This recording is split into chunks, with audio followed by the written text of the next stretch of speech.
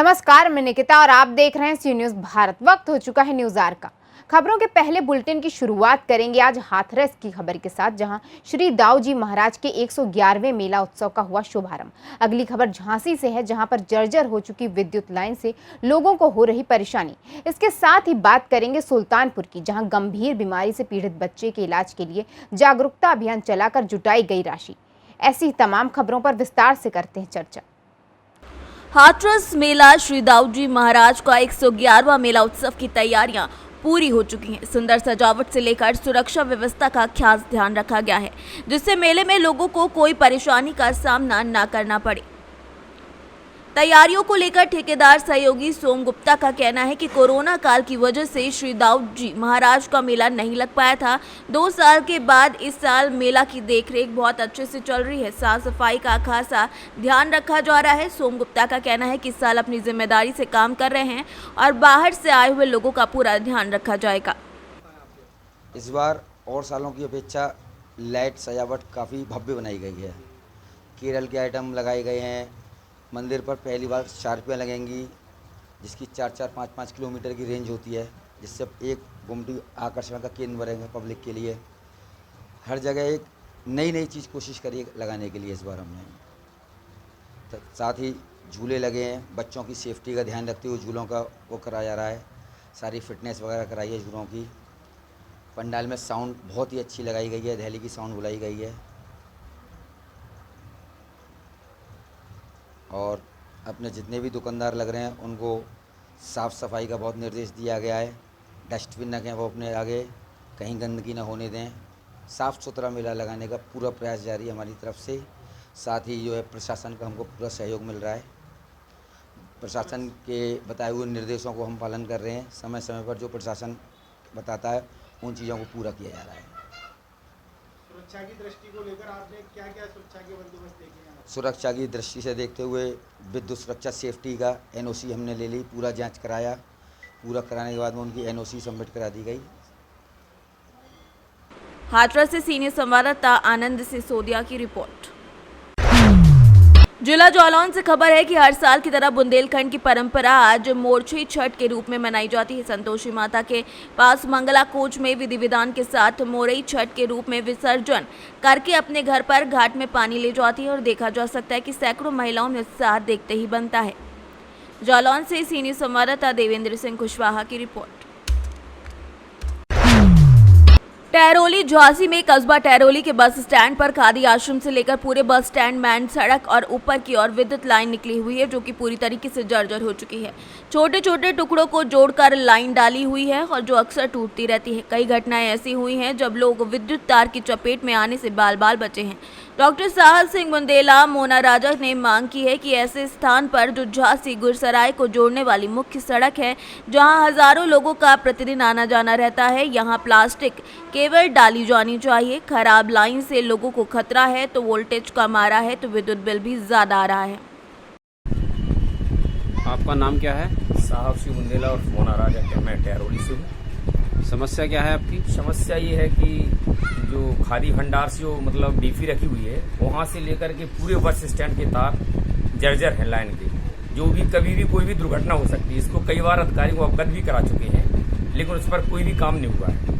हमारी मांग है, हम समस्त व्यापारियों की मांग है कि टहरौली में जो 10-10, 5-5 फुट पे छोटे छोटे टुकड़े लगे हुए हैं, जो कि आपको वीडियो में दर्शाए जा रहे हैं, उस पर या तो केबल डलवा दी जाए या फिर नए तार लगवाए जाए, जिससे कोई भी बड़ी जनहानि हो सकती है।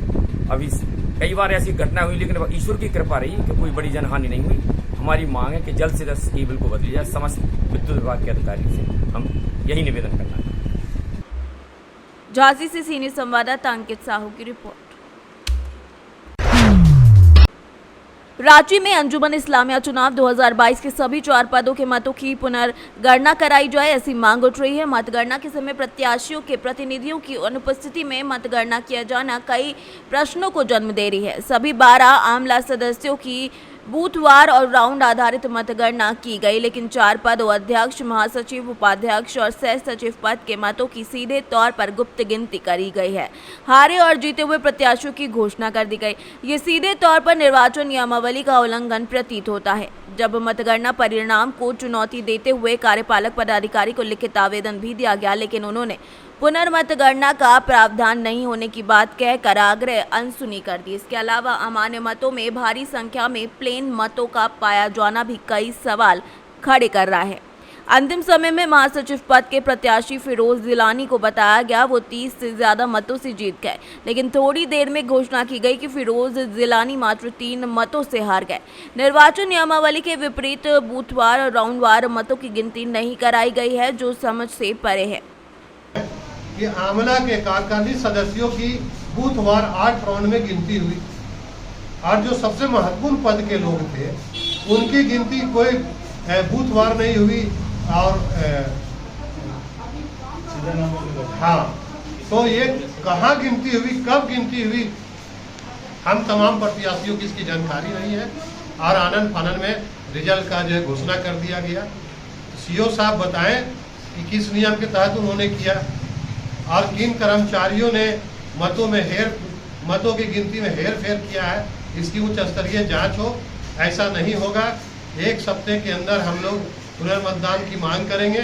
संबंधित जो है विभागों को हमने इससे अवगत करा दिया है, उपायुक्त को भी अवगत करा दिया है।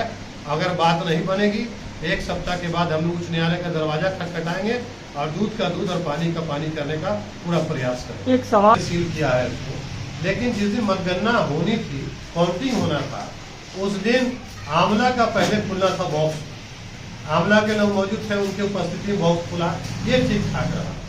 लेकिन जो ओहदेदार थे, अध्यक्ष, उपाध्यक्ष, महासचिव और सह सचिव के जो प्रत्याशी थे, उनकी अनुपस्थिति में मत पेटी खोल दिया गया। एक बड़ा अपराध यहाँ हुआ। दूसरा कि उनके एजेंट या प्रतिनिधि की अनुपस्थिति में मतों की गिनती कर दी गई। इस अंधेरे कोठरी में हमें पता ही नहीं चला और अचानक बताया गया कि भाई तमाम 4 पदों के लिए जो है गिनती पूरी हो चुकी है। मैं इसकी अनाउंसमेंट करता हूं।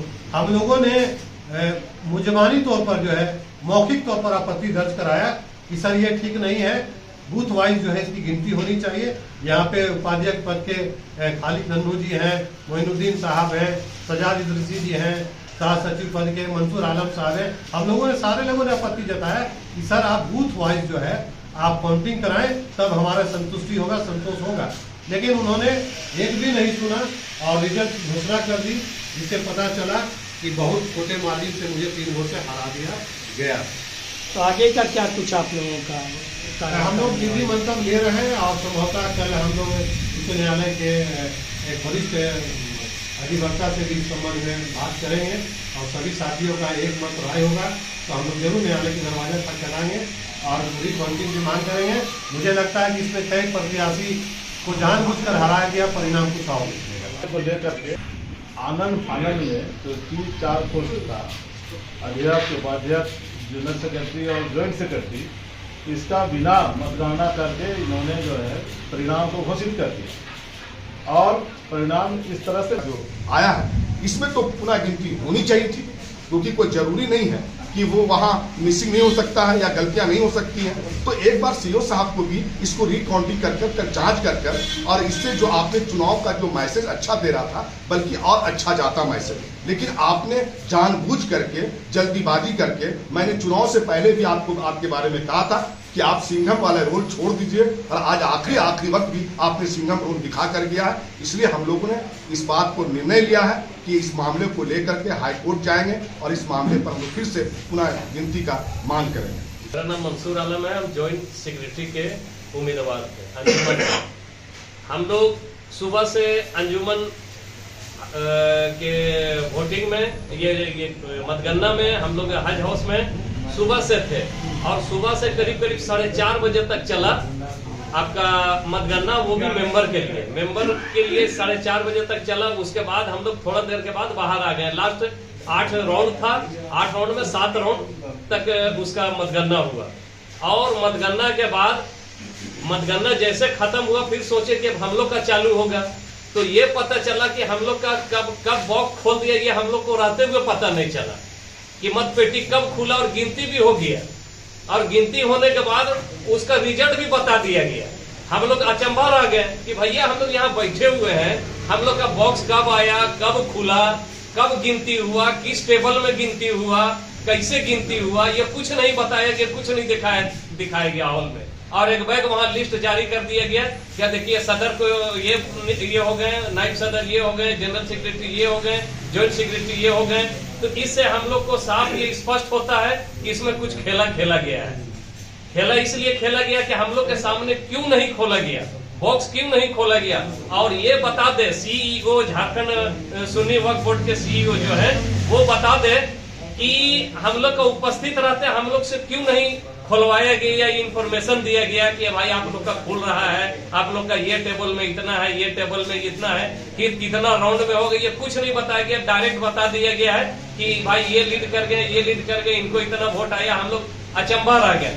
तो इसमें कुछ गड़बड़ महसूस होता है। और हमारे कुछ प्रत्याशी भी हैं, प्रत्याशी ने वहाँ डिमांड किया, ऑब्जेक्शन किया कि भाई ये गलत मतगणना आप लोग बता रहे हैं, आप इसका फिर मतगणना करवाइए, लेकिन कराने से इनकार कर दिया है। अगर ये लोग इस पर नहीं आएंगे, अब हम लोग मन बना रहे हैं कि माननीय उच्च न्यायालय का दरवाजा खटखटाएंगे, वहीं हम लोग को न्याय का उम्मीद है।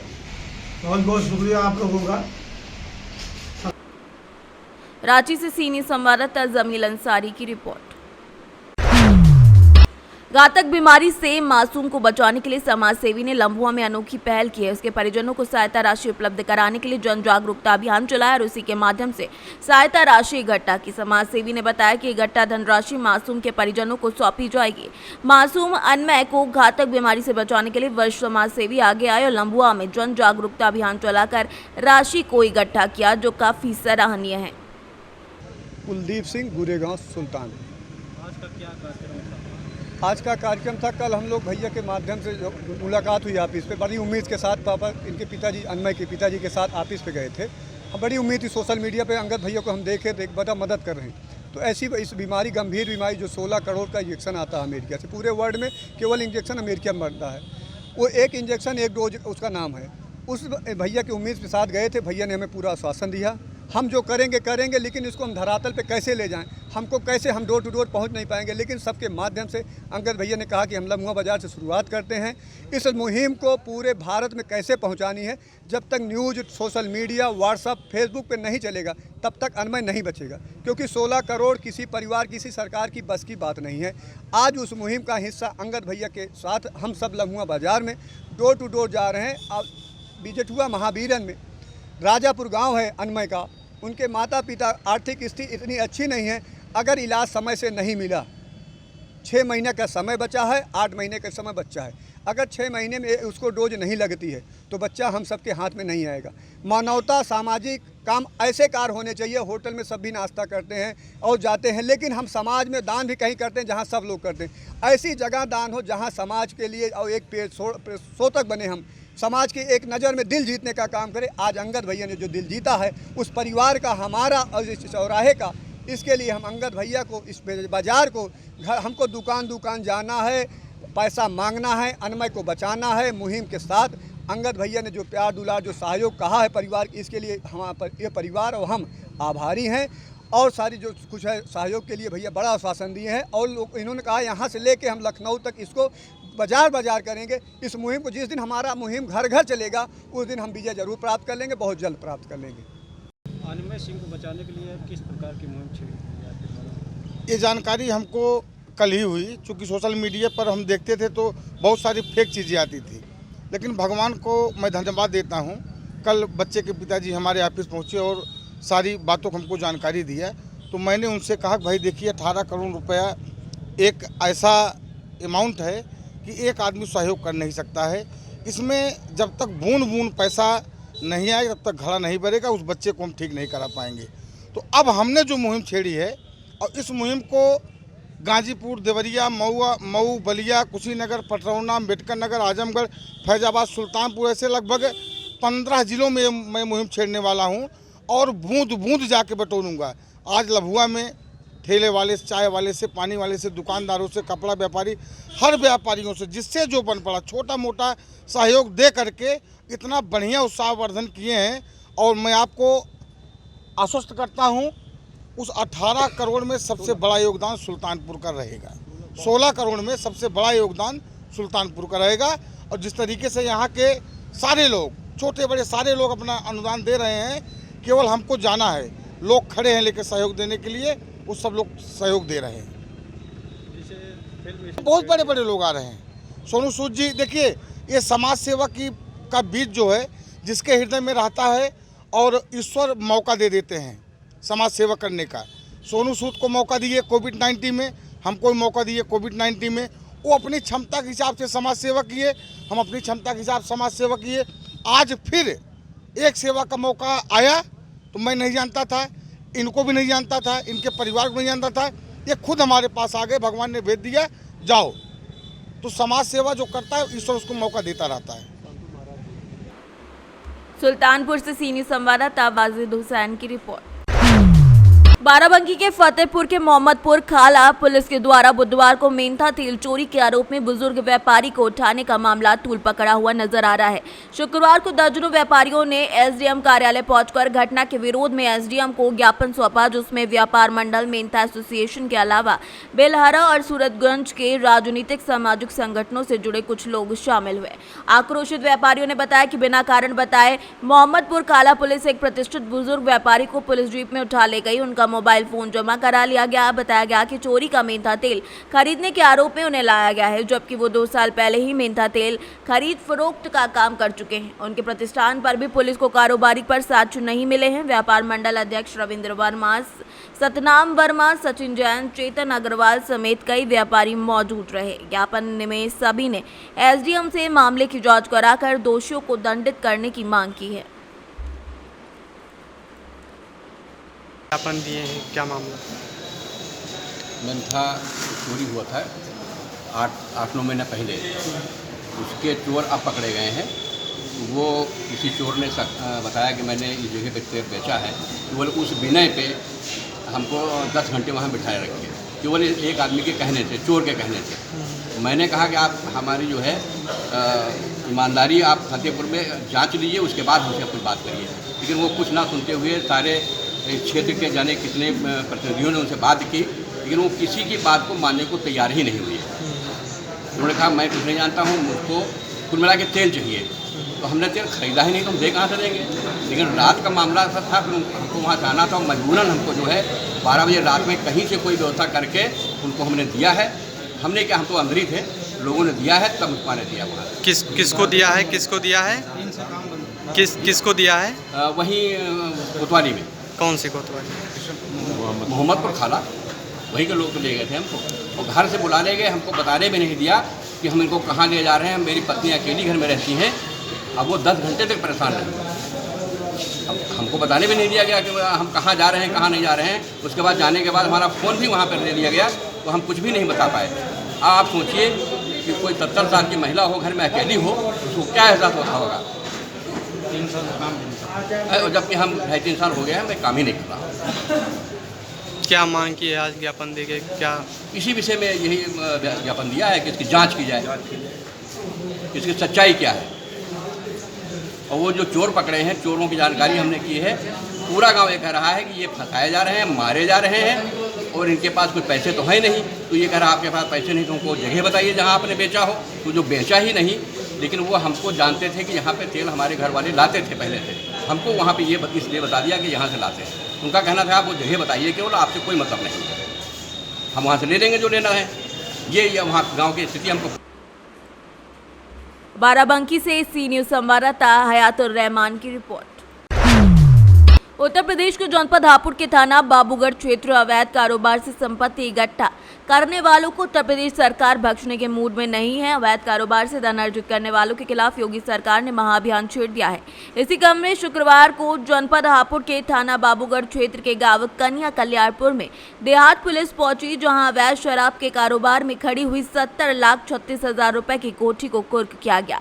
हापुड़ सदर एसडीएम दिग्विजय सिंह को रिसीवर नियुक्त किया गया है, जो थाना देहात पुलिस के साथ गांव पहुंचे और मुनादी कराकर कुर्की की कार्यवाही की गई। बताते चले कि कन्या कल्याणपुर निवासी अजय चौधरी पुत्र विक्रम सिंह और उनकी पत्नी सीमा सिंह का एक सुसंगठित गिरोह है, जिस पर काले कारनामों से धन अर्जित करने का आरोप है। बताया जा रहा है कि अवैध शराब के कारोबार से दंपति ने एक कोठी खड़ी की थी, जिसे जिलाधिकारी मेधा रूपम के आदेश पर कुर्क कर दिया गया। बताया जा रहा है कि अजय चौधरी कई सालों से इस अवैध कारोबार को कर रहा है, जिससे जिला पंचायत चुनाव में सदस्य पद के लिए आवेदन भी किया था। पुलिस के द्वारा जो एक शराब माफिया है जिसका नाम अजय चौधरी है और उसकी पत्नी, दोनों की प्रॉपर्टी गैंगस्टर एक्ट की 14(1) की कार्रवाई करते हुए इनकी 70,36,000 रुपए की जो प्रॉपर्टी है वो पुलिस के द्वारा कुर्क करवाई गई है।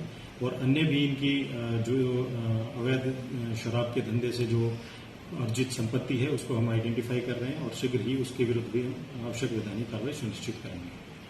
हापुड़ से सीनियर संवाददाता सचिन सागर की रिपोर्ट।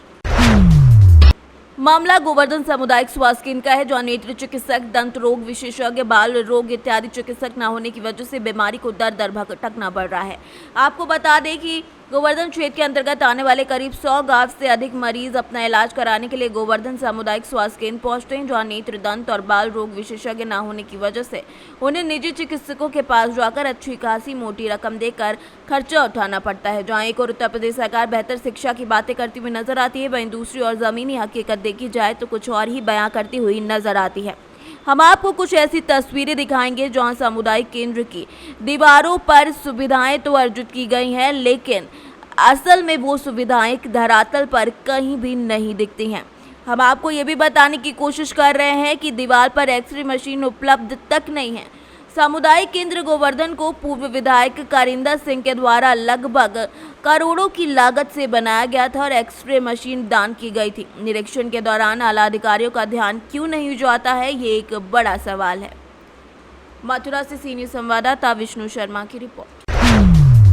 भगवान देवनारायण जन्मोत्सव पर पंचायत समिति के क्षेत्र बकानी के देवर ग्राम वासियों ने नगर में बैंड बाजों के साथ ढोल शंख बजाकर देवनारायण भगवान की भव्य शोभा यात्रा निकाली। कस्बे वासियों ने पुष्प वर्षा कर जगह जगह इस शोभा यात्रा का स्वागत भी किया। देवनारायण मंदिर से जल कलश यात्रा के बाद प्रारंभ की गई शोभा यात्रा के अंतर्गत घोड़ी चढ़ाई की बोली भागचंद्र पुत्र रामचंद्र गुर्जर ने 12,000 रुपए से संपन्न की। इस अवसर पर मंदिर समिति सदस्य राय सिंह गुर्जर, पर्वत सिंह, मदन सिंह, सुरेश चंद्र, रमेश सिंह समेत कई लोग उपस्थित रहे। बकानी से सीनियर संवाददाता रमेश चंद्र शर्मा की रिपोर्ट।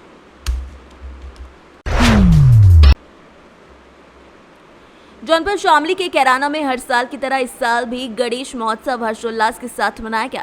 नगर के प्राचीन बाबा बनखंडी महादेव मंदिर में, जहां 2 दिन पहले श्री गणेश महोत्सव के शुभ अवसर पर 28 वज्राग्रह का आयोजन किया गया था, तो वहीं अब बाबा बनखंडी महादेव मंदिर से ढोल नगाड़ों डीजे बैंड बाजों के साथ श्री गणेश महोत्सव के शुभ अवसर पर शोभा यात्रा निकालकर श्री गणेश महोत्सव हर्षोल्लास के साथ मनाया गया। शोभा यात्रा बाबा बनखंडी महादेव से प्रारंभ हुई, वहीं शोभा यात्रा LIC ऑफिस से होते हुए शामली बस स्टैंड, चौक बाजार, जुड़वा कुआ आदि मुख्य मार्गों से निकाली गए। इस अवसर पर कई श्रद्धालु उपस्थित रहे। प्रमोद कुमार गोयल। ये श्री गणेश महोत्सव आज नगर के अंदर बड़ी धूमधाम से मनाया जा रहा है, जिसमें हमें पुलिस प्रशासन, समस्त नगरवासी और नगर में जितनी समितियां हैं, जितने भी नगर के लोग हैं, सभी का पूर्ण रूप से सहयोग मिलता है और आज भी लोगों ने हमें बहुत सहयोग दिया है। यह यात्रा श्री बनखंडी महादेव जी के मंदिर से शुरू होकर नगर के मुख्य मार्गों से होते हुए आज रात्रि 9 बजे शामली नहर पर इसका विसर्जन किया जाएगा।